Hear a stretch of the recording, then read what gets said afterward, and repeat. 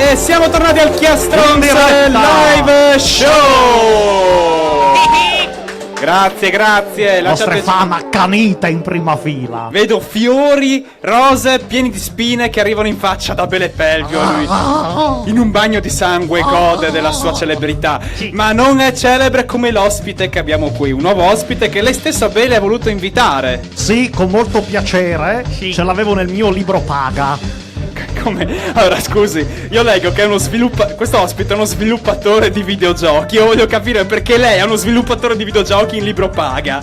Non ha senso. In regione. Ah, ok, la risposta. Ovvia, la risposta è ovvia. La risposta è ovvia. Allora, signore e signori, l'avete visto tutti qua dal vivo, anche chi è su Facebook. Adesso lo potrete anche sentire chi ci ascolta in radio. Lei è? Beh, io mi chiamo dottor Sandro Volpo.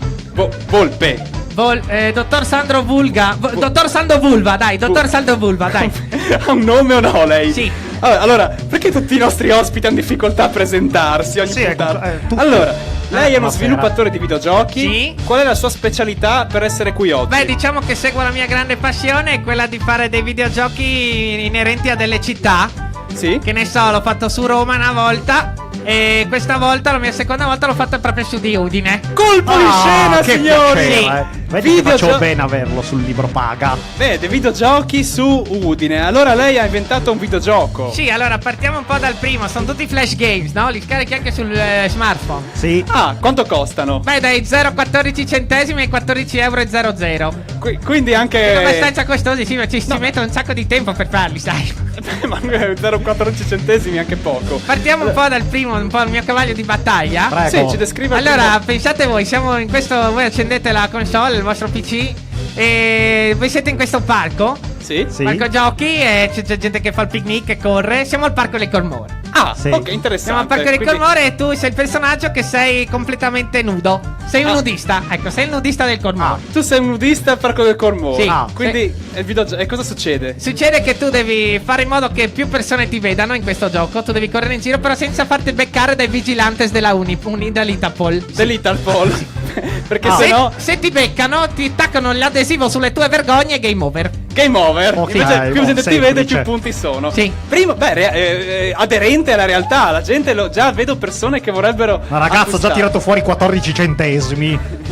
Poi cosa abbiamo? Un altro videogioco che ha Diciamo creato. che l'altro videogioco ci spostiamo un po' in centro e siamo tutto ambientato in piazza San Giacomo. Bello. E tu sei un personaggio vestito con un cappello d'alpino che cavalchi un mulo. Beh, tipico. Sei in piazza San Giacomo e devi correre dietro a quella mendicante colorata tutta in bianco. Quella signora che fa il mimo bianco e devi prenderla con un laccio.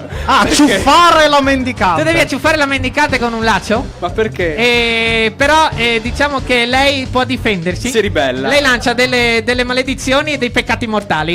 È vero. Poi c'è un'altra cosa un po' più difficile che è da affrontare, che è la seconda nemico, che è il tempo, nemico di tutti, il tempo. È ovvio. Dopo 5 minuti del gioco inizia a piovere, tu scivoli con gli zoccoli del mulo, game over. Perché a Udine dopo 5 minuti piove sempre, Sì, quindi sempre deve essere veloce. Difficile. Ok, poi abbiamo un altro gioco. Beh, allora, diciamo che dopo un altro gioco è inventato lo stadio Friuli Dacia Arena. Oh, abbiamo tantissimi tifosi dell'Udinese qui dentro. Sì.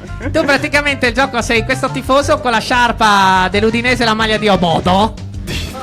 Io bodo proprio. Sì, l'ho fatto, Ok. sono stato tanto a fare quella skin, mi sono costato un sacco. E tu devi uscire 30 secondi prima della partita per non rimanere imbottigliato nel traffico.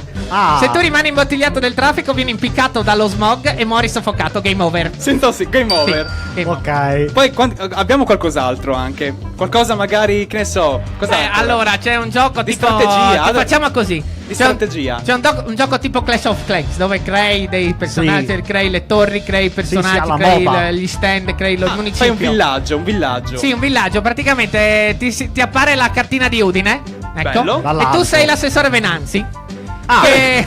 Tu sei l'assessore. Sei tipo dall'alto che vedi tutto, insomma, tipo Dio. Tu sei l'assessore Venanzi che deve costruire più stand per il Friuli Doc.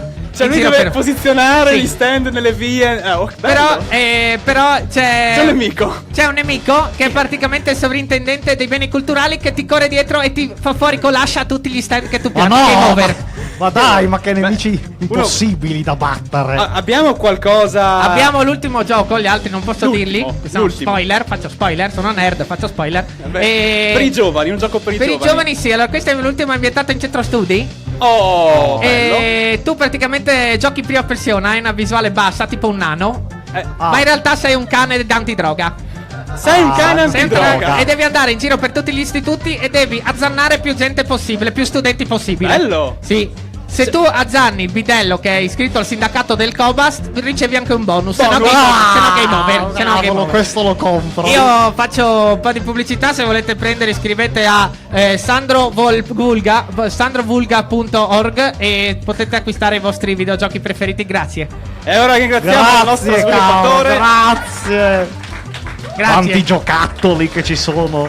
E torniamo tra poco con il Chiastrons Live Show.